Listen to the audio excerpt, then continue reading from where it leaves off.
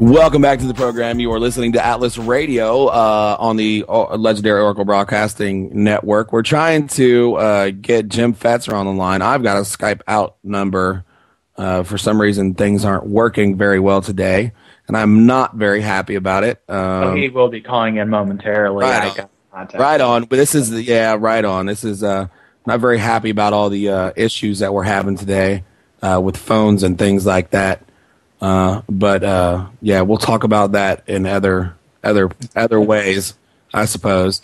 But I guess Jim Fetzer is going to be calling in via our phone line any moment now, and maybe we can get that fixed, like during the break or something. But yeah, he'll be calling in live just in a second. I just got off the phone with him, so that'll be pretty cool. Right on. If you'd like to chat with us, go to atlasmediaonline.com, click the chat tab. You can find us in there. We're in here having cool discussions. The phone lines hopefully will be open in the third hour. I do think this is him. Dr. Fetzer, is that you? Yes, it is. Okay. Yes, how you doing, sir? How you doing, Jim? Just real well, Hank. How are you? I'm doing well. Sorry about the difficulties in getting you on the line here. I thought I was going to be able to connect you myself, but something weird is going on with the phone lines today. But we're happy to have you today. Thanks for calling us, Jim. Let me just go through just a real quick bio about you, so we can get that out of the way. Jim is an American philosopher and professor emeritus at the University of Minnesota Duluth. Is that current? Mm-hmm. Okay. He's written on the philosophy of science and on the theoretical foundations of computer science, artificial intelligence, and cognitive science. Two of his most recent books were on the evolution of intelligence and philosophical aspects of the Christian rights crusade against science. He's also an advocate of 9/11 truth, and he's a Kennedy assassination expert. He's published 3 collections of studies on the death of JFK, co-authored another on the plane crash that took the life of Senator Paul Wellstone, which is a fascinating and infuriating story if you don't know anything about Paul Wellstone. And he's edited the first book from Scholars for 9/11 Truth, an organization that he founded along with Stephen Jones in order to provide scientific and peer-reviewed studies on the events of 9/11. Jim, welcome to the show.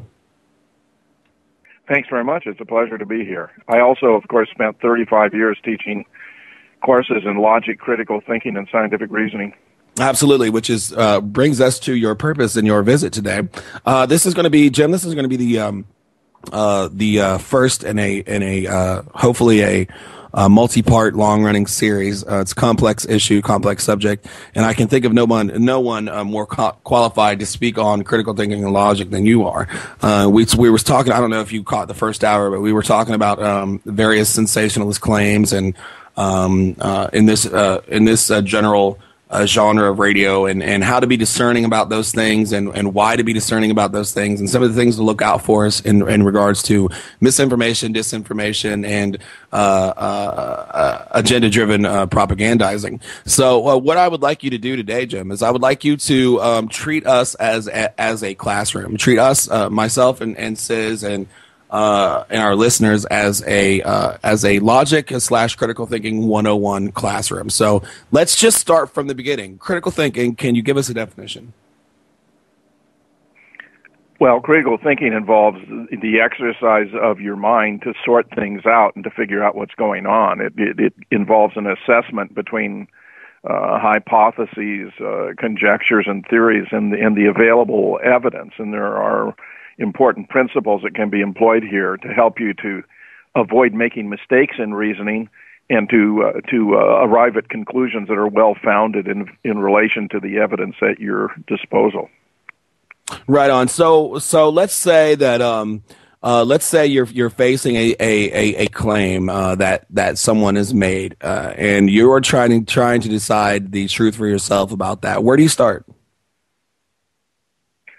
Well, if we wanted to treat this as a classroom, the first distinction I would draw is one between thinking in general and reasoning specifically, because thinking can take place even apart from language. Even though it's commonly assumed that thinking requires language, if you consider the use of images, think about dreams or daydreams. I mean, they wouldn't be nearly as interesting or as much fun if you were just contemplating a series of words strung together in a certain order.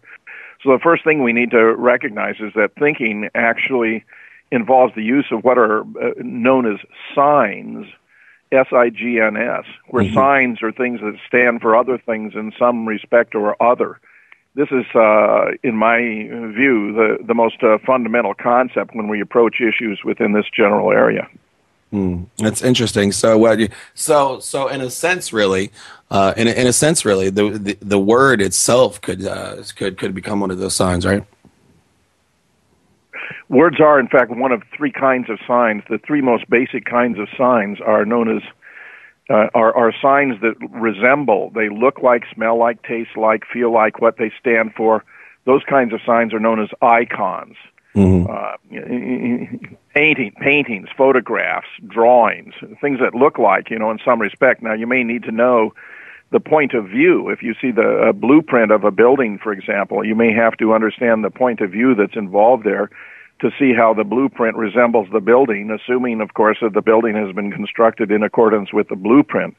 But more commonly, if you look at your driver's license photograph, for example, mine looks like me on maybe not such a great day, but if I turn it to the side, it no longer looks like me because I'm just not that thin.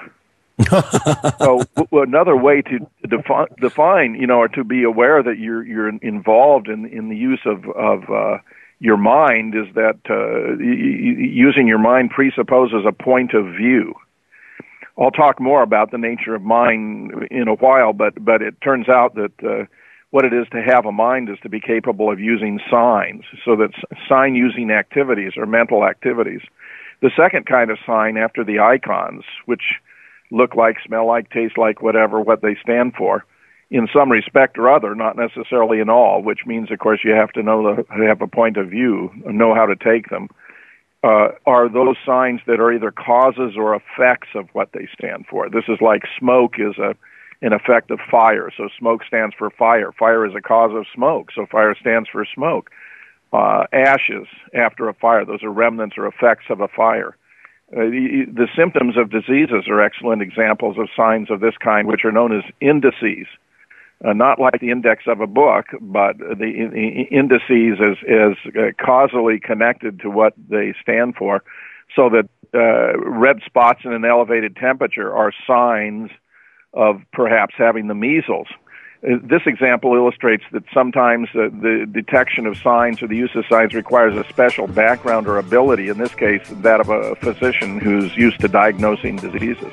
Hey, hold on 1 second, hold that thought. We are coming up on a break here. When we come back, we'll go ahead and discuss this a little bit more. You are listening to Atlas Radio right here on Oracle Broadcasting.